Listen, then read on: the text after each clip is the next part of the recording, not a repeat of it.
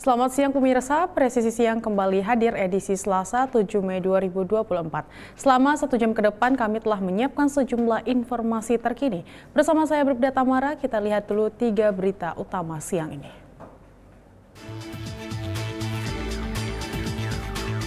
Bareskrim Polri melalui Satgas Penanggulangan Penyalahgunaan dan Peredaran Gelap Narkoba melaksanakan pengungkapan hasil tangkapan narkoba.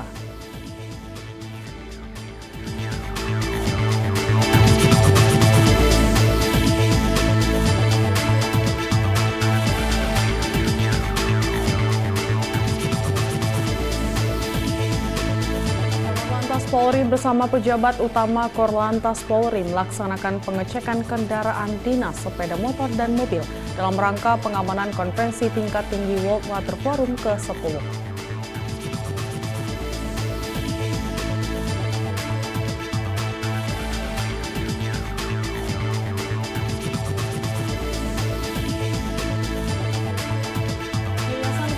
Bayangkari melaksanakan perayaan Hari Jadi Bayangkari ke-44 yang dihadiri oleh pejabat serta anggota Yayasan Kemala Bayangkari.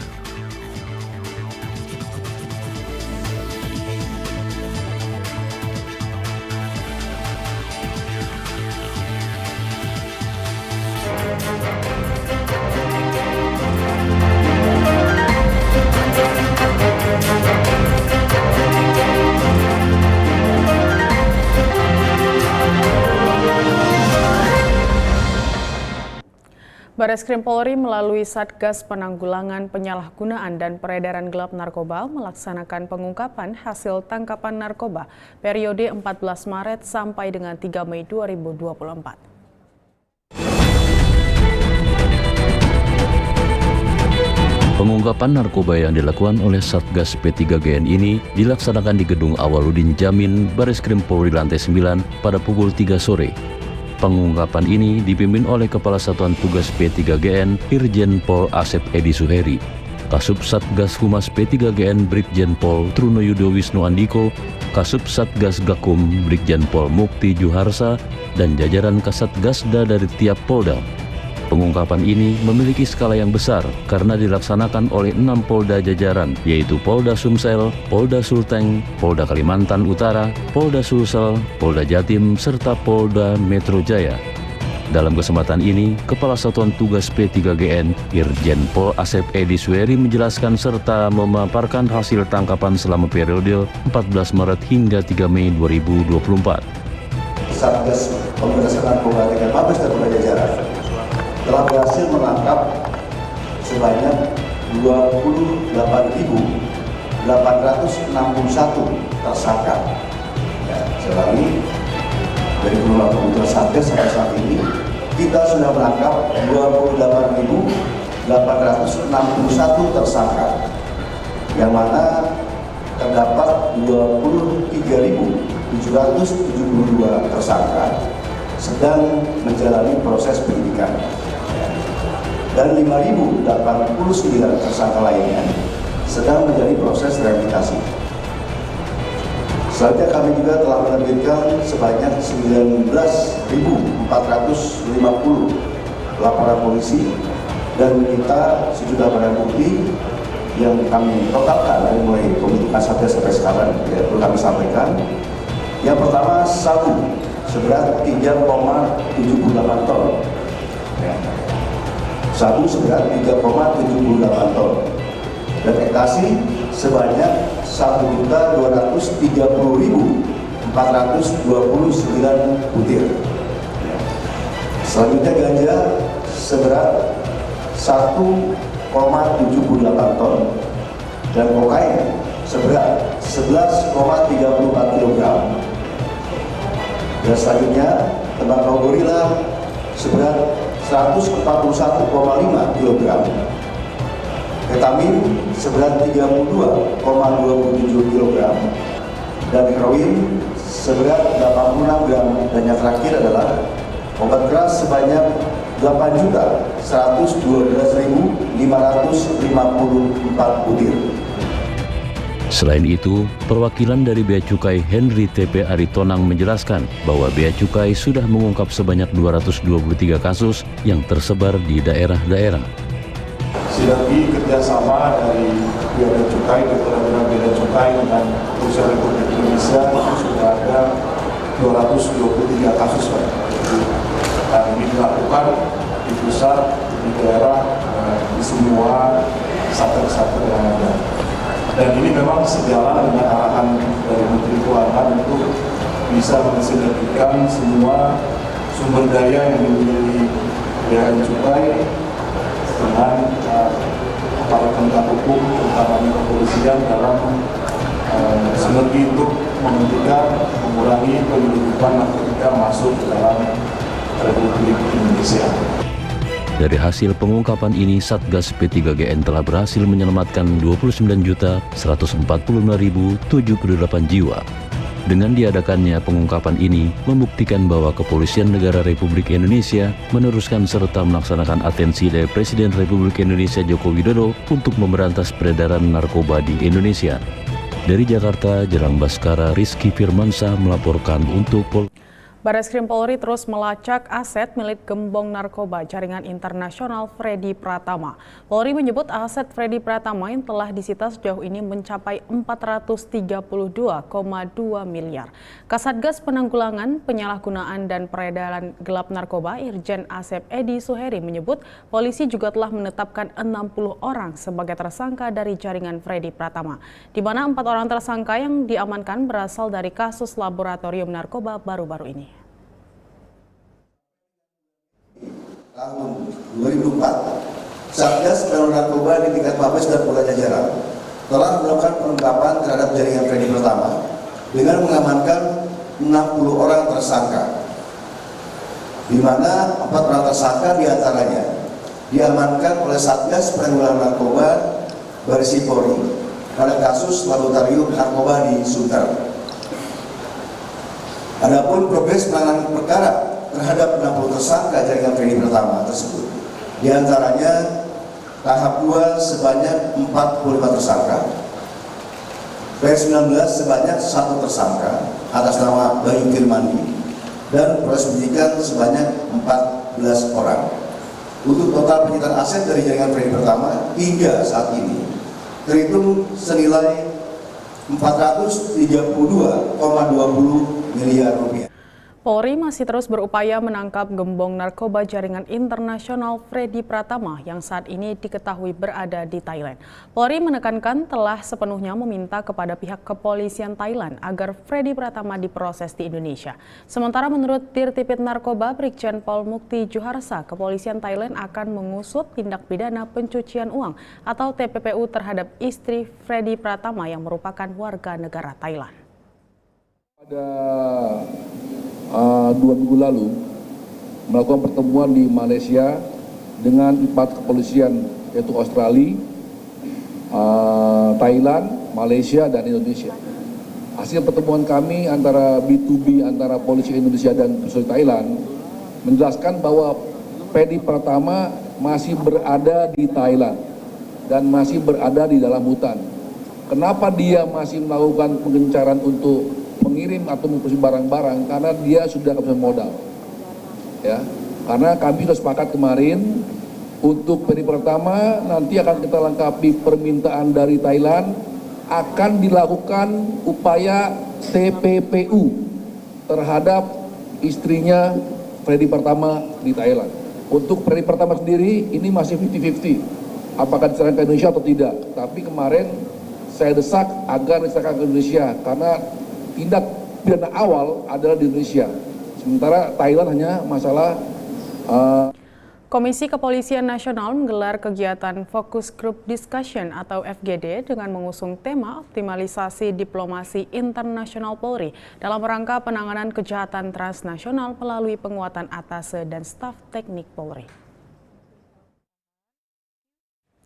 Ketua Harian Kompolnas Irjen Pol Purnawirawan Beni Joshua Mamoto membuka secara resmi acara FGD yang digelar di Pusat Misi Internasional Polri pada Selasa 7 Mei 2024. Dalam sambutannya, Irjen Pol Purnawirawan Beni Joshua yang mewakili Ketua Kompolnas menjelaskan tentang peran Divisi Hubungan Internasional Polri dalam upaya penanganan kejahatan lintas negara, penegakan hukum hingga perlindungan warga negara Indonesia di luar negeri.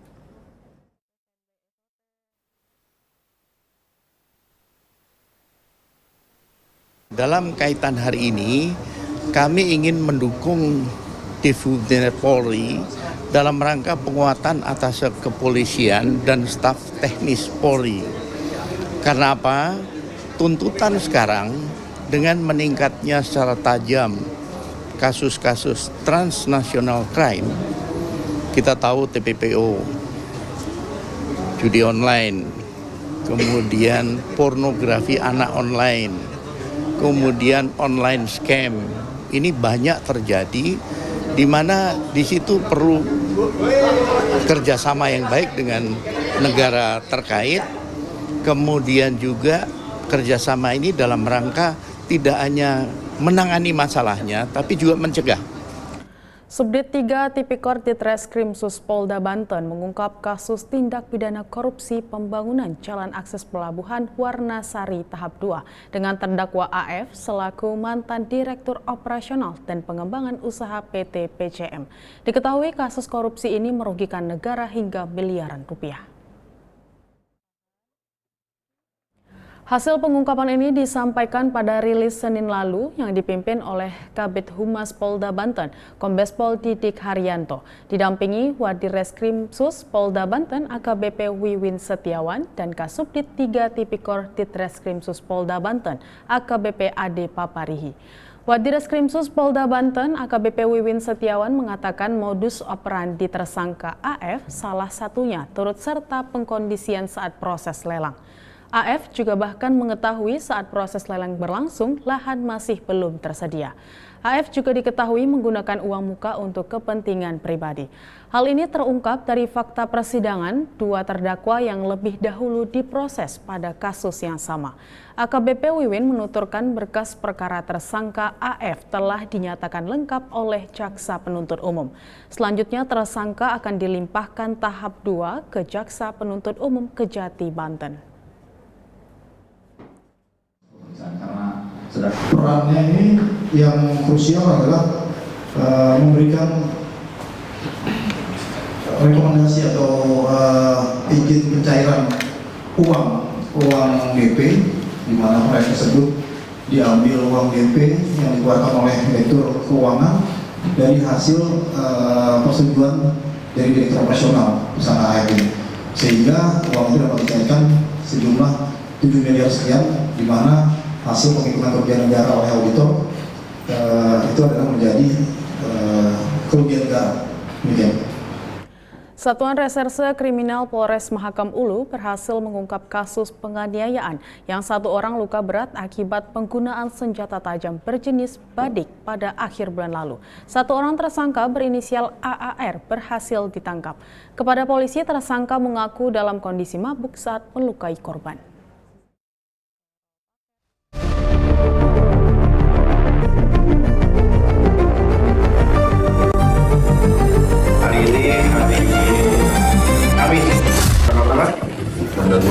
Tanggal 2 Mei 2024, Polres Mahakam Ulu melaksanakan press release ataupun konferensi pers terkait dengan pengungkapan kasus penganiayaan yang mengakibatkan korban luka berat. Jadi kronologisnya bahwa yang bersangkutan itu